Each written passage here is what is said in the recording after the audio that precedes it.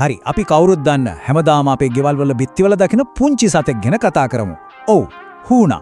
හැබැයි මේ හුරු පුරුදු සතාගේ සාමාන්‍ය දේවල් පිටිපස්සේ අපි හිතන්නවත් නැති මාරම විදිහේ ජීව විද්‍යාත්මක රහසක් හැංගිලා තියෙනවා. ඉතින් අද මේ ගවේෂණය හරහා අපි කතා කරන්න යන්නේ හුණාන්ගේ අපද්‍රව්‍ය පිටිකිරීමේ ක්‍රියාවලිය ගැන.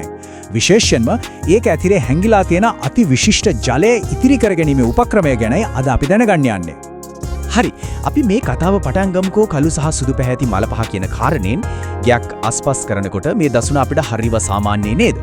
හුණාන්ගේ අපද්‍රව්‍ය කියන්නේ පැහැදිලිවම වර්ණ දෙකක එකතුවක් බව බැලු බැලමටම අපිට පේන දෙයක්. බලන්න මේක දිහා. මේක ප්‍රධාන කොටස් දෙකකින් හැදිලා තියෙනවා කියලා අපිට හොඳටම පේනවා. දිගටි තද අඳුරු පාට කොටසකුයි ඒකෙම අග තියෙන පැහැදිලි සුදු පාට කොටසකුයි මේකේ තියෙනවා. අපි හැමදාම මේවා දකිනවා, අතු කාලා දානවා. හැබැයි කවදාවත් හිතලා නැහැ නේද? මේ පාට දෙකෙන් ඇත්තටම කියවෙන්නේ මොකක්ද කියලා?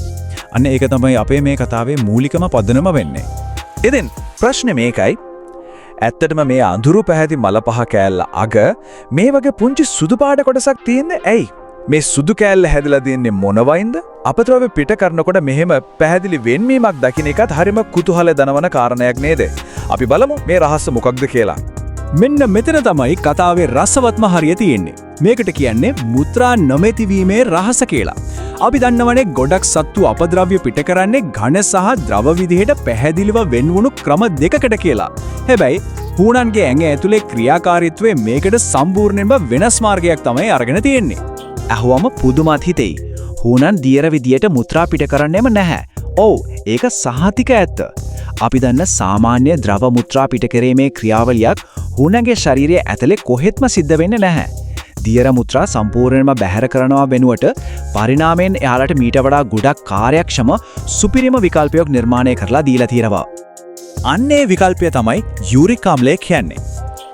ශරීරයෙන් අයින් කරන්න ඕනේ නයිට්‍රජන් අඩංගු අපද්‍රව්‍ය හුණාල් පිට කරන්නේ මේ සුදු පැහැති යූරික් ආම්ලයේ විදිහටයි. ඒ කියන්නේ අර අපි කලින් දැකපු සුදු පාට කෑල්ල වෙන කිසිවක් නෙවෙයි උන්ගේ ඝන මුත්‍රා.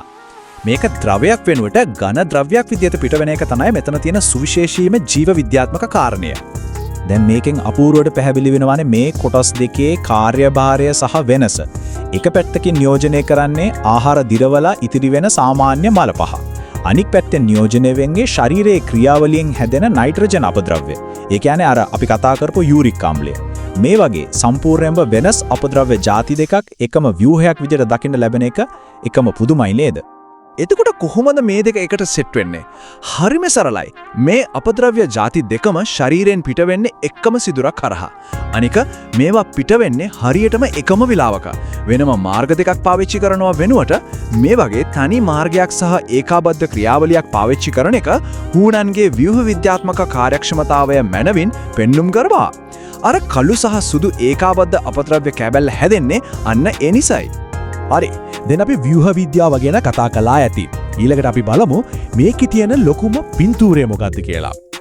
ඒ තමයි ජලයේ ඉතිරි කිරීමේ අනුවර්තනය. ඇයි මෙහෙම සංකීර්ණ ක්‍රියාවලියක් සිද්ධ වෙන්නේ? මේක නිකම්ම හම්බු දෙයක් නෙවෙයි. මේක හුණාන්ගේ පැවැත්ම තහවුරු කරන්න පරිණාමයෙන් ලැබුණු ඉතා සියුම් විශිෂ්ට සැලැස්මක්. මේ උපුටා ගැනීමෙන් මුළු කතාවම එකම වාක්‍යයකින් කියවෙනවා. මේ සිරුරේ ජලය ඉතිරි කර ගැනීම සඳහා උන් ලබාගෙන ඇති ජීව විද්‍යාත්මක අනුවර්තනයකි. පොඩ්ඩක් හිතලා බලන්න. දියර විදියට මුත්‍රා කළොත් ඇඟේ තියෙන වටිනා ජලය කොච්චර අපතේ යනවද? අනේ ඒක නවත්තලා නයිට්‍රජන් අපද්‍රව්‍ය මේ වගේ ඝන යූරික් අම්ලය විදියට පිට කරන නිසා කොච්චර වියලි පරිසරයක වුණත් තමන්ගේ ඇඟේ තියෙන වතුර ටික උපරිමයෙන් බේරගෙන ජීවත් වෙන්න හුණාන්ට පුළුවන් වෙලා තියෙනවා. ඉතින් අවසාන වශයෙන් මේ ගැන ටිකක් හිතලා බලන්න. අපි හැමදාම දකින්න කිසිම ගාණක් නැතුව අතුගාලා දාන හුණු බෙටි පිටිපස්සේ පවා මෙච්චර විස්මිත පරිණාමීය කතාවක් හැංගිලා තියෙනවා නම් අපේ වටේ ඉන්න අනිත් පුංචි සත්තුන්ගේ අඟවල් ඇතුලේ තවත් කොයි තරම්නම් අපූර්ව ජීව විද්‍යාත්මක රහස් හැංගිලා ඇද්ද? සරලයි කියලා පේන දේවල් පිටුපස තියෙන මේ වගේ විද්‍යාව ගවේෂණය කරනකොට අපිට තේරෙනවා මේ සෝබාදහම කියන්නේ ඇත්තටම නිමක් නැති පුදුමයන්ගෙන් පිරුණු තැනක් කියලා.